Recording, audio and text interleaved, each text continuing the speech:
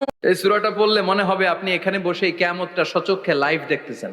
وأنزلنا الحديد فيه بأس شديد।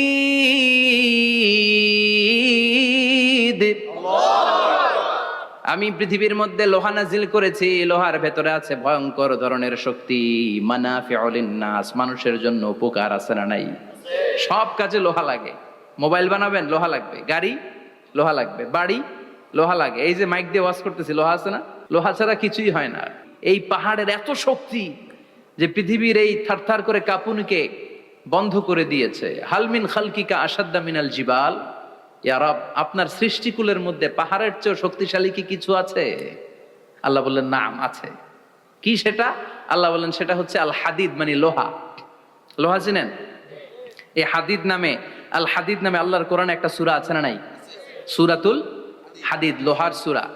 ওয়া আনজালনাল হাদিদ ফীহি বাসুন শাদীদ ওয়া মানাফিউ লিন-নাস। আল্লাহ বললেন আমি লোহাকে নাজিল করেছি। লোহা পৃথিবীর কোনো উপাদান নয়।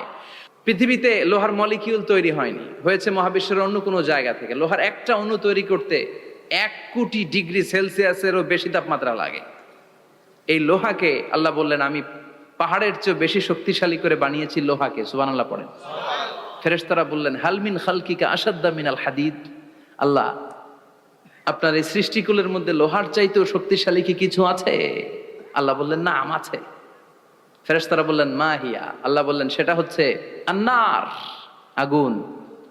আগুন লোহাকেও গলিয়ে দেয়। সুবহানাল্লাহ পড়েন। ফেরেশতারা বললেন হালমিন খালকিকা আসাদ্দা মিনান নার। আল্লাহ, আপনার এই সৃষ্টিকুলের মধ্যে আগুনের চাইতেও কি শক্তিশালী কিছু আছে? আল্লাহ বললেন আছে। কি সেটা? আলমা, পানি।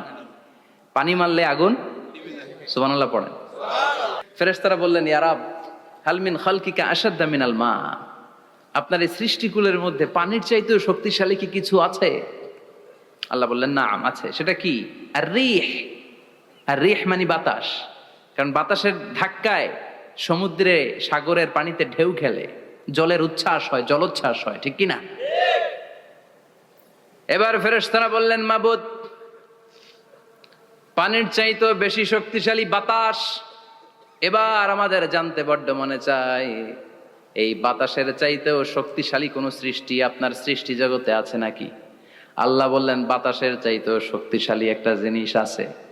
দেখি কে কইতে পারে, বলেন। সুবহানাল্লাহ। আল্লাহ বললেন বাতাসের চাইতেও শক্তিশালী হলো আশরাফুল মাখলুকাত, মানুষ।